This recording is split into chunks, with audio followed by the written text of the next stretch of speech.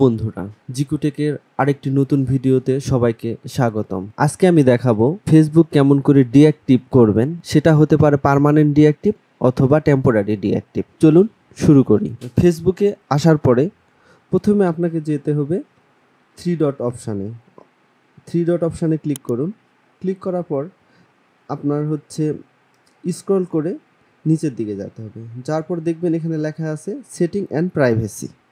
তো setting and প্রাইভেসির মধ্যে দেখুন এখানে লেখা আছে শুধু সেটিংয়ে একটা ক্লিক করবেন। করার পর সবার উপরে দেখুন লেখা আছে অ্যাকাউন্ট সেন্টারে ক্লিক করার পর এখানে দেখুন একটু নিচের দিকে দেখুন লেখা আছে পার্সোনাল ডিটেলস। এখানে আমরা ক্লিক করব।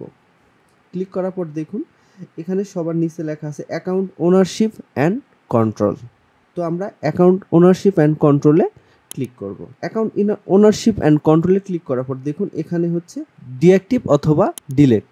যাওয়ার পরে আপনার ফেসবুকের প্রোফাইলে যাবেন। ফেসবুকে প্রোফাইলে যাওয়ার পর দেখবেন আপনার কাছে দুইটা অপশন আসবে। একটা হচ্ছে ডিঅ্যাক্টিভ অ্যাকাউন্ট, আরেকটি হচ্ছে ডিলেট অ্যাকাউন্ট। আপনার অ্যাকাউন্টটি যদি ডিলেট করার প্রয়োজন হয় তাহলে ডিলেট অপশানটি সিলেক্ট করবেন, আর যদি অ্যাকাউন্টটি ডিঅ্যাক্টিভ করার প্রয়োজন হয় তাহলে ডিঅ্যাক্টিভ অপশানটি সিলেক্ট করবেন। এরপর কন্টিনিউতে ক্লিক করবেন। কন্টিনিউতে ক্লিক করার পর দেখবেন যে আপনার অ্যাকাউন্টের সঙ্গে যতগুলো পেজ আছে সব পেজ এখানে দেখাবে। তো আপনি যদি আপনার অ্যাকাউন্টটি ডিঅ্যাক্টিভ করেন তাহলে সবগুলো পেজও ডিঅ্যাক্টিভ হয়ে যাবে।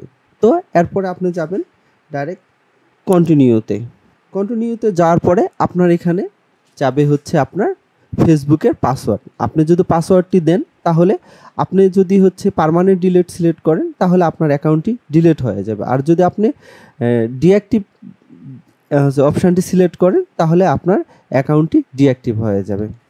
তো এতক্ষণ ধরে যারা ভিডিওটি দেখছেন তাদেরকে অসংখ্য ধন্যবাদ। আর এরকম নতুন নতুন টিপস পেতে আমার চ্যানেলটিকে সাবস্ক্রাইব করুন।